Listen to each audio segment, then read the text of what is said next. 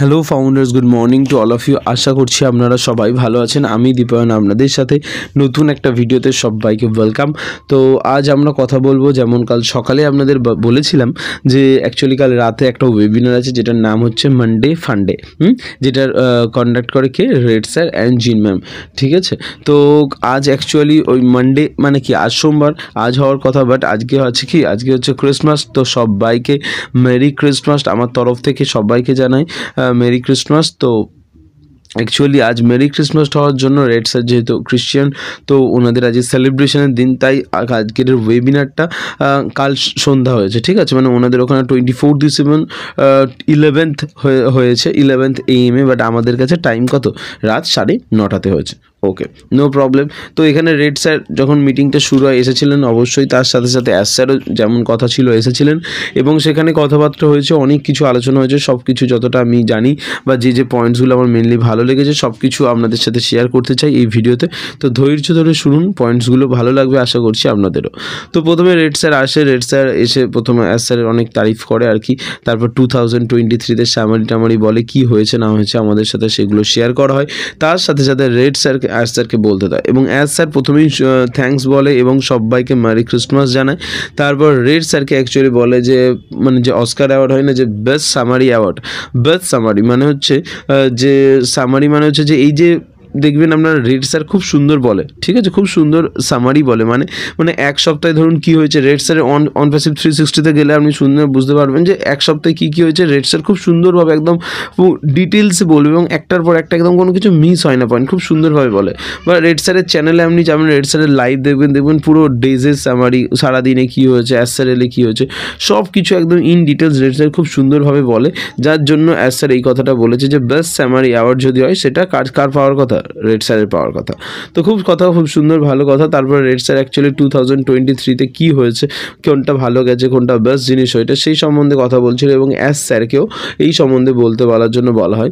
তো অ্যাস স্যারও বলেন যে অ্যাকচুয়ালি 2023-এর ফেভারিট কী। তো অ্যাস স্যার বলেন যে 2023 অনেক কিছু ফেভারিট আছে, অনেক কিছু ভালো ঘটেছে, প্রচুর কিছু। তো সব কিছু তো আমি আপনাদের সাথে শেয়ার করতে পারবো না, তার কারণ হচ্ছে সব কিছু পাবলিকলি শেয়ার করা যায় না, কিন্তু কিছু জিনিস বলা যায়। এটা আমি বলছি না কিন্তু, অ্যাস স্যার বলছেন। তো যেমন ইজিপ্টের যে প্রজেক্টটা চলছে, ইজিপ্টের যে কাজটা চলছে সেটা খুব আমার ফেভারিট, খুব সুন্দর কাজ হচ্ছে। এবং আজ দিনটাও খুব বিজি, মানে কালকে দিনের কথা বলা হচ্ছিল যে আজ দিনটাও ওখানে ইজিপ্টে প্রচণ্ড বিজনেসের সাথে গেছে, সবাই খুব ব্যস্ত ছিল, সবাই খুব কাজ করছে অ্যাকচুয়ালি। এবং এছাড়াও আমাদের অনেকগুলো কোলাবোরেশনস হয়েছে, আপনারা জানেন অনেক বড় বড় গভর্নমেন্টের সাথে কোলাবোরেশনস হয়েছে। আপনারা নিশ্চয়ই দেখেছেন ওমেন বিজনেস কাউন্সিলের সাথে ইজিপ্ট অ্যান্ড আরবিক যে বিজনেস কাউন্সিল আছে তাদের সাথে ওখানে হয়েছে। তো এরকম বড় বড় যারা কোলাবোরেশনস হয়েছে আমাদের সাথে, সেই জিনিসগুলো খুব সুন্দর হয়েছে। ব্যাস আপনারা জানেন বেস্ট মোমেন্টের সাথে চলছে। এছাড়া তো আমাদের আরও একটা চলছে, সেটা হচ্ছে আমাদের সুপার কার মজলিসের সাথে চলছে। যাই হোক, তো এই সমস্ত কোলাবোরেশনসগুলো আমাদের কাছে একটা বড় অ্যাচিভমেন্ট। তো এই সম্বন্ধে প্রথমে কথা হচ্ছিল, এই সমস্ত কথা স্যার বলছিল, এবং এর সাথে সাথে এটাও বলছিল যে 2024ও আমাদের একটা বোল্ড রাইড হতে চলেছে, খুব রিমার্কেবল জার্নি হতে চলেছে। অনেক কিছুই আমরা নতুন দেখতে পাবো, জানতে পারবো, শুনতে পারবো, যেগুলো আমরা আগে কোনো দিন দেখিনি। এমন অনেক কিছু ব্যাকএন্ডে ঘটে, অনেক কিছু ব্যাকএন্ডে কাজ চলে, যেগুলো সম্বন্ধে মানে অ্যাকচুয়ালি আমরা জানি না, তাই না? কিন্তু সেইগুলোর বেনিফিট সব আমরাই পাবো, এটা কিন্তু সর্বদা মনে রাখবেন। যে কাজগুলো ব্যাকএন্ডে চলছে আমাদের জন্য, হাজারো মানুষ কাজ করছে, ধরুন ইজিপ্টে এই যে প্রজেক্টের উপর কাজ করছে, তার বেনিফিট কে পাবে? আমরাই পাবো অবভিয়াসলি। আমরা ফাউন্ডার্সরা পাবো, কোম্পানির লোকেরা পাবে, তারাই পাবে। এছাড়া যে আরও হায়দ্রাবাদে যে এত প্রজেক্ট হচ্ছে, আরও 800-900 লোক কাজ করে হায়দ্রাবাদে, দুবাইতে এত লোক এক্সিকিউটিভ টিমস কাজ করছে, তারা কাজ করছে, সিঙ্গাপুরে কাজ করছে, ইউএসএতে, বাংলাদেশে, আবুধাবি, সমস্ত জায়গায় যে এই লোকগুলো কাজ করছে, এরা কাদের জন্য কাজ করছে? অবভিয়াসলি কোম্পানির সাকসেসের জন্য। এবং কোম্পানির সাকসেস হওয়া মানে আমাদের সাকসেস হওয়া। আমরা সব কিছুর পার্টে সুন্দরভাবে জড়িত আছি, তাই না? সব কিছুর সাথে আমরা ফাউন্ডার্সরা, আর্লি বার্ডরা জড়িয়ে আছি। তো কোম্পানির মুনাফা মানে কাদের মুনাফা? আমাদের মুনাফা, বোঝা গেল? তো এইসব তো সাথে রয়েইছে। এইভাবে তো আমরা এগোতেই থাকবো, সেটা নিয়ে তো কোনো কথা নেই। কিন্তু অ্যাজ সাচ যে কথাটা বলছিলেন যে মেনলি যে আমাদের যে সাকসেস, ঠিক আছে, the road of success is always is under construction. এই কথাটা অ্যাজ স্যার ওনার যখন ট্রাভেলিং করছিলেন ওনার ওয়াইফের সাথে এই কথাটা মেনলি বলছিলেন, যেটা আমাদের সাথে শেয়ার করলেন যে এই কথাটার মানেটা কি।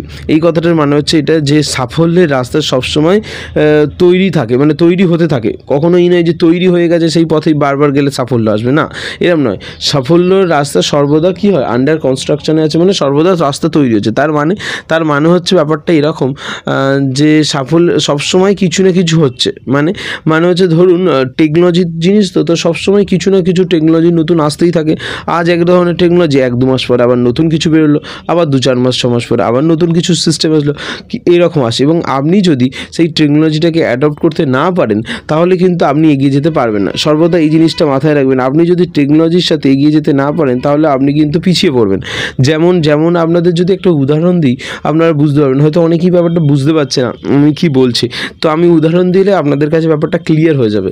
যেমন ধরুন আমরা এখন কি মোবাইল ইউজ করি বলুন সবাই, নয় অ্যান্ড্রয়েড মোবাইল ইউজ করি, নয় অ্যাপেলের মোবাইল ইউজ করি, তাই তো আইফোন ইউজ করাই, নয় অ্যান্ড্রয়েড ইউজ করাই। অ্যান্ড্রয়েডের মধ্যে সবথেকে ভালো কোম্পানি কী কী আছে আমরা যদি বলি, সেগুলো হচ্ছে ধরুন মোটোরোলা আছে, রেডমি, রিয়েলমি, তাই তো চাইনিজ যেসব OnePlus আছে এইসব আছে, আর আইফোনে তো আইফোন আছে। কিন্তু আপনারা কি জানেন যে এই নিশ্চয়ই জানেন যে একটা কোম্পানি ছিল যে কোম্পানির মধ্যে সবথেকে বেশি বিক্রি হতো এবং যেটা আমরা সবাই ইউজ করতাম। আজ থেকে 20 বছর আগেরকার কথা বলছি, সেই কোম্পানিটার নাম হচ্ছে নোকিয়া, তাই তো। সেই নোকিয়া কোম্পানির মোবাইল কিন্তু সবার হাতে থাকতো, সবার হাতে। নোকিয়া সেই পুরনো মোবাইল, পুরনো যে মডেলগুলো সবার হাতে থাকতো। কিন্তু তারা কোথায় গেল, তারা যখন সময়ের সাথে পরিবর্তনের সময় এলো এবং যখন সবাই কী করলো, যখন গুগল অ্যান্ড্রয়েড লঞ্চ করলো এবং যখন অ্যান্ড্রয়েড ফোন আসা শুরু হলো, নোকিয়া কিন্তু অ্যাডাপ্ট করেনি অ্যান্ড্রয়েড ফোন। নোকিয়া ভেবেছিল যে আমি এই ফোন দিয়ে ওদেরকে টক্কর দেবো, কিন্তু দিনকে দিন অ্যান্ড্রয়েডের ভার্সন বাড়তে থাকলো, 1, 2, 3 করে আজ অ্যান্ড্রয়েড ভার্সন চলছে 14 অ্যান্ড্রয়েড ভার্সন চলছে, বুঝতে পারছেন তো কোথা থেকে কোথায় বদলে গেছে। কিন্তু নোকিয়া যখন আজ অ্যাডপ্ট করলো না, তো আজ নোকিয়া পিছিয়ে পড়লে, আজ নোকিয়াকে কেউ জানে না, নোকিয়া কোম্পানি গায়েব, তাই না। আপনারা নিশ্চয়ই ক্যামেরা দেখেছেন, ক্যামেরার মধ্যে দুটো ক্যামেরা কোম্পানি সবথেকে ফেমাস, ক্যানন আর নিকন, ডিজিটাল ক্যামেরা কোম্পানি। কিন্তু আগেও একটা ক্যামেরা কোম্পানি ছিল যার নাম হচ্ছে কোটাক, আপনারা নিশ্চয়ই জানেন। সেই আগে আমরা ফটো তুলতাম আর তারপরে সেইগুলো ধুতে দিতে হতো, নেগেটিভ ফটো, তো নিশ্চয়ই সবাই জানেন, সবার কাছে ক্যামেরা কিছু না কিছু ছিল এই সম্বন্ধিত। তো এই সমস্ত জিনিস ছিল, কিন্তু সেই কোম্পানিটাও নিজেদের সাথে ডিজিটাল ক্যামেরার সাথে অ্যাডপ্ট করলো না, তো তারাও আজ পিছিয়ে পড়েছে। আশা করছি ব্যাপারটা বুঝলেন। তো এরকমই যত দিন যাবে তত নতুন নতুন টেকনোলজি আসবে, নতুন নতুন সিস্টেম আসবে, সেগুলোকে অ্যাডপ্ট করতে হবে, না হলে কিন্তু আপনি এগোতে পারবেন না, আপনি পিছিয়ে পড়বেন। এছাড়া মানে অ্যাজ স্যার যেটা বলছিলেন সবথেকে ভালো কথা, রেড স্যারের যেটা ফেভারিট লেগেছে, তো স্বপ্ন মেনলি জিনিসটা, যেটা অ্যাচিভ করার ক্ষমতা আবার নতুন দেখিয়েছে। রেড স্যার মেনলি যেটা বলছিলেন যে অনেক কোম্পানি জীবনে এসেছে গেছে, যারা মানে বারবার ঠকিয়েছে, বন্ধ হয়ে গেছে, উঠে গেছে, পালিয়ে গেছে, এরকম অনেক কোম্পানি। তো অ্যাজ স্যারের ভরসা চলে গিয়েছিল আর কি। তারপর যখন অ্যাজ স্যার এসেছিলেন, অ্যাজ স্যারের যে এবিলিটি টু অ্যাচিভ ড্রিম, স্বপ্ন দেখার ক্ষমতা, স্বপ্ন সফল করার ক্ষমতা, এই যে এটা অ্যাজ স্যার এসে দেখিয়েছে, তারপর থেকে রেড স্যার এখানে পুরো মানে টোটালি এখানের সাথে যুক্ত হয়েছেন এবং আজ সেখানে এসে উনি প্রাউড ফিল করেন যে হ্যাঁ আমি ঠিক জিনিসের সাথে যুক্ত হয়েছি, ঠিক কোম্পানির সাথে যুক্ত হয়েছি, এবং খুব ভালো লাগে সেটা আর কি। দেখতে দেখতে 5টা বছর কেটে গেল। আপনারাও ভেবে দেখুন, এই তো 2022-এর শেষ চলছিল, 2022-এর শেষে বিশ্বকাপ হলো, আমরা বিশ্বকাপে পার্ট হয়েছিলাম, আমরা ওখানে নিজেদেরকে স্পোর্টস চ্যানেলে আমাদের ওখানে অ্যাডভার্টাইজমেন্ট হচ্ছিল এবং আই থিঙ্ক 18 বা 19শে ডিসেম্বর আমাদের ফাইনাল হয়েছিল, তাই না।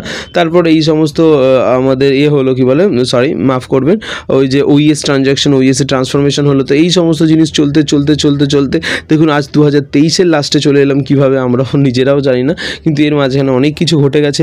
তেমনই 2024 সালেও আরও অনেক কিছু হতে চলেছে। শুধু আপনারা জানেন আপনারা কিসের জন্য অপেক্ষা করছেন, মেনলি কোন দুটো জিনিস আপনাদের কাছে এখন মনে সবথেকে বড় প্রশ্ন, বাট এই মুহূর্তে দাঁড়িয়ে আমাদের ওটাও হবে, একটু অপেক্ষা করুন। 2024 সাল তো অবশ্যই আসতে চলেছে, সেই জিনিসগুলো আমরা পাবো, অ্যাচিভ করব। অ্যান্ড শুধুমাত্র আপনারা ভেবে দেখুন যে শুধু ওই দুটো জিনিস ছাড়াই, যে দুটো জিনিসের কথা আপনারা ভাবছেন, ওই দুটো জিনিস ছাড়া বাকি সব কাজই হচ্ছে, সব কাজ হয়েই যাচ্ছে। তো অবশ্যই সে দুটোও হবে, সে দুটোই তো মেন থিংস, তো সেটাও হবে, উইথড্রলও আসবে, ট্রাফিকও আসবে, আপনাদের চিন্তা করার কোনো কারণ নেই। ভিশন অনেক বড়, অনেক দূর যাব আমরা একসাথে, ঠিক আছে। তো থ্যাংক ইউ সো মাচ, আশা করছি ভিডিওটা ভালো লাগছে, ভালো লাগলে লাইক করবেন, ভিডিওটা শেয়ার করবেন সবার সাথে আপডেটসটা, এবং পুরো ভিডিও দেখতে চাইলে, আপডেট দেখতে চাইলে রেড স্যারের চ্যানেলে যান, সেখানে পুরো ভিডিওস আছে, ওয়েবিনারটা সেটা ইংলিশে দেখে আসতে পারেন। Thank you so much, video দেখার জন্য অসংখ্য ধন্যবাদ। সাবস্ক্রাইব করতে চ্যানেলটা প্লিজ ভুলবেন না।